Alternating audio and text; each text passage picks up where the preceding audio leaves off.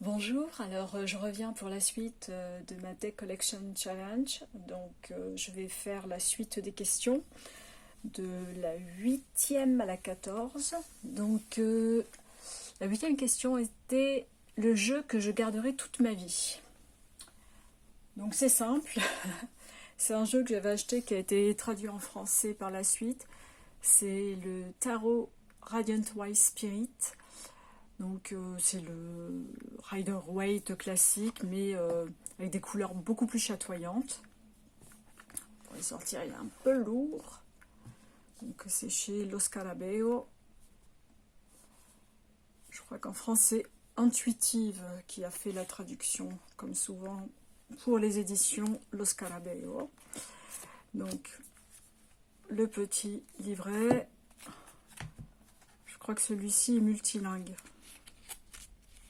Oui, celui-ci est multilingue, en anglais, en italien, en espagnol et en français.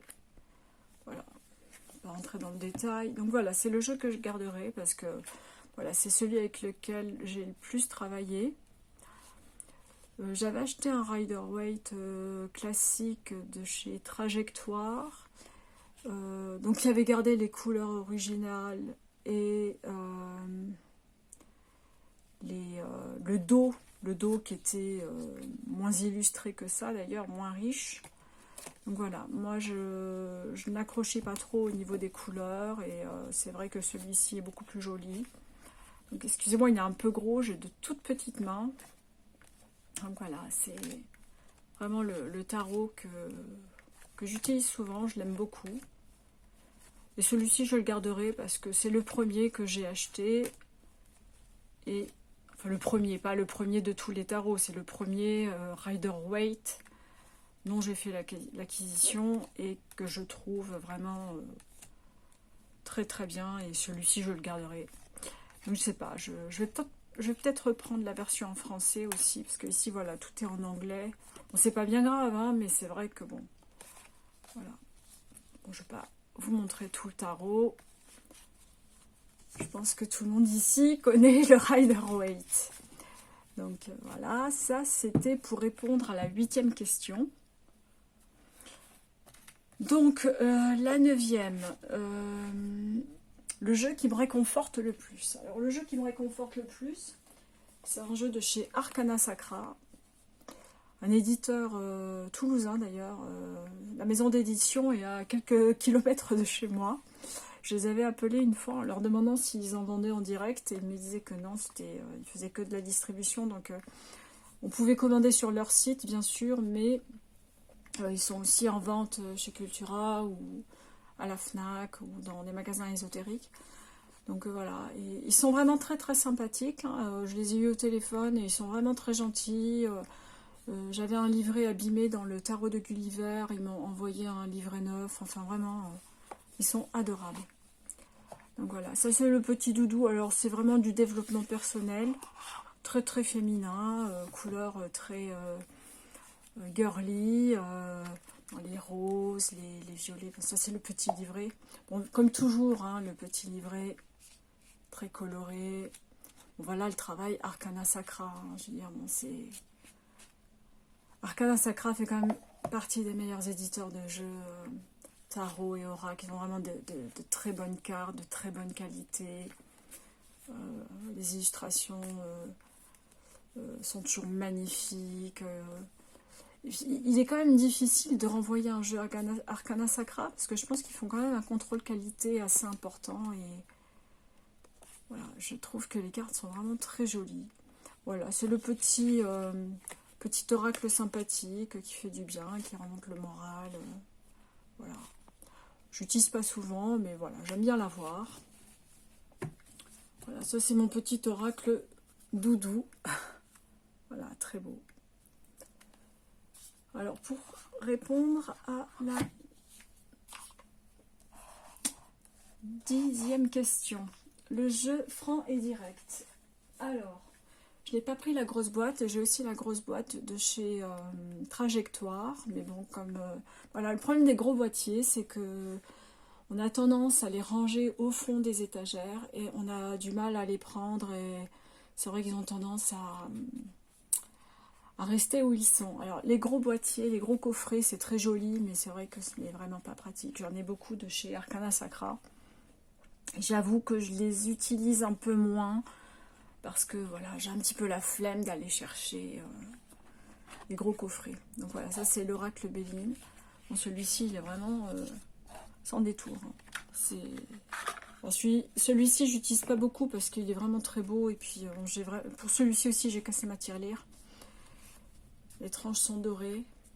Très rare pour l'Oracle Béline classique. Voilà, tout le monde le connaît, hein, celui-ci aussi. Voilà, alors celui-ci est sans détour. Il y en a qui n'aiment pas les illustrations du classique. Moi, j'aime beaucoup. Après, ça peut pas plaire à tout le monde, mais c'est vrai que je trouve qu'il parle. Il n'est pas tendre du tout. Alors, par exemple, la fatalité, bon, voilà, c'est la mort, hein, c'est la fin, et je trouve que, voilà, il n'est pas là pour faire des cadeaux. Aussi, de temps en temps, une petite carte bleue, pour dire que tout va bien, que l'on est protégé. Voilà, moi, c'est vraiment le jeu que j'aime pour des questions assez directes. Et j'aime bien avoir des réponses directes aussi. Moi, c'est important d'avoir un tarot ou un oracle qui ne me ménage pas. Ensuite, numéro 11, le deck qui m'a coûté un bras. Donc, celui-ci, je l'ai commandé sur la Mucci Design.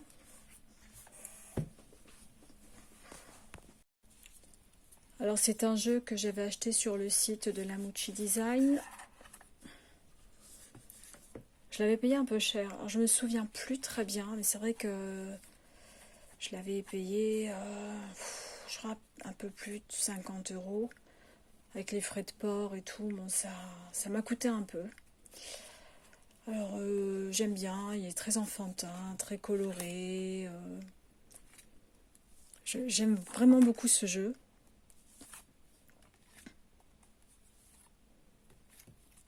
Et c'est vrai qu'il m'a coûté un peu cher. J'en commande pas beaucoup, hein. Je fais tomber ma petite carte. Je n'en commande pas beaucoup sur ce site parce que je trouve que bon, les prix sont un peu excessifs. C'est un peu comme Etsy. Etsy pratique des prix prohibitifs et c'est vrai que c'est compliqué surtout bon, ça reste des cartes, hein, même si c'est très joli.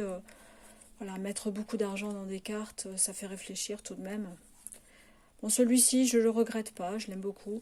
Après, bon, le cartonnage, bon, il est épais, hein, ce sont des cartes assez solides, mais bon, elles ne glissent pas vraiment, et puis elles sont un peu,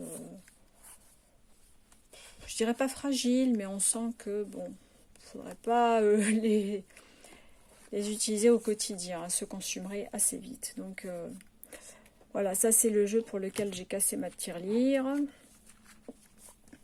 Je ne regrette pas, mais bon, voilà.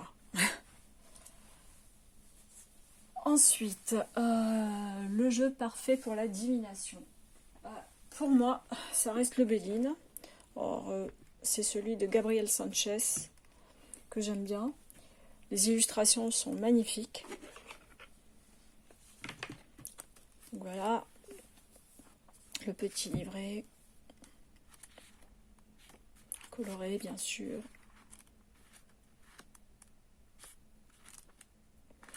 Il est très bien. Donc après, c'est vrai que le Béline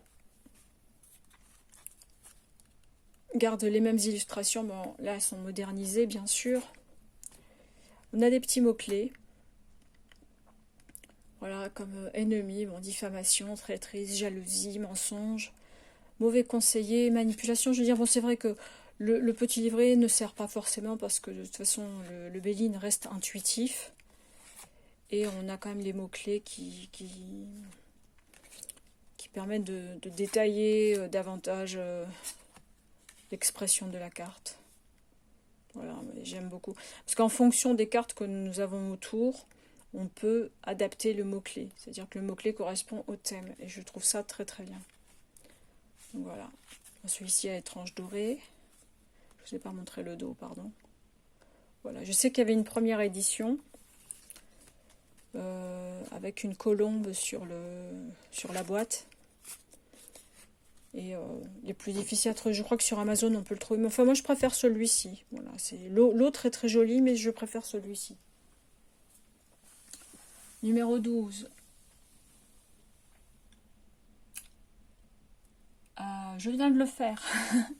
Numéro 13, le jeu parfait pour la guidance. C'est un autre jeu de Arcana Sacra, l'oracle des haïkus. Petit livret comme d'habitude, avec les cartes. Voilà, Arcana Sacra j'aime beaucoup, hein. Tout est illustré, l'intérieur des boîtes, vraiment. Alors, le petit livret est sympathique, pareil, bon, avec des petites explications par carte, les cartes sont en couleur bien sûr. Voilà, vous avez le détail. J'aime beaucoup. Il a un petit côté divinatoire, guidance aussi.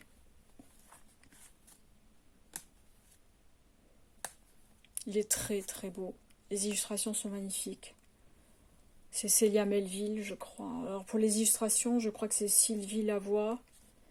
Voilà, mais je trouve vraiment magnifique. Il est beau, il est tendre, il est... ses couleurs pastel sont très jolies. Et puis, je trouve qu'il est très très bien. Enfin, après, bon voilà, on est sur du Arcana Sacra, de très jolis dos de cartes, solidité... là, il n'y a rien à dire, quoi. Elles sont vraiment très épaisses. Enfin, très épaisses. Elles sont épaisses. Parce que trop épais non plus, ce n'est pas bon pour des cartes. Voilà, moi je trouve qu'il est très bien.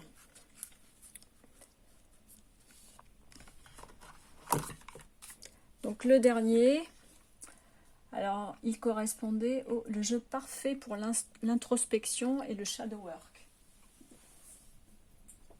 Donc c'est un jeu que j'avais acheté sur Amazon en anglais. C'est Season of the Witch. Très beau boîtier.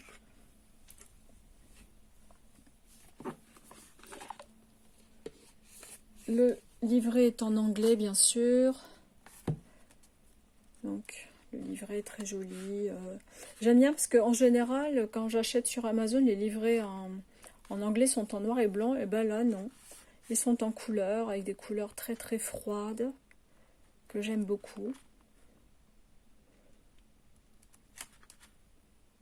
Voilà. Et bon, il est intuitif aussi, hein. C'est pas non plus... il n'est pas très compliqué. Je veux dire, pour ceux qui n'ont pas un très bon niveau d'anglais, ça va. Et on peut quand même vite comprendre ce que veut dire la carte. Donc voilà. Pardon, j'étais mal placée.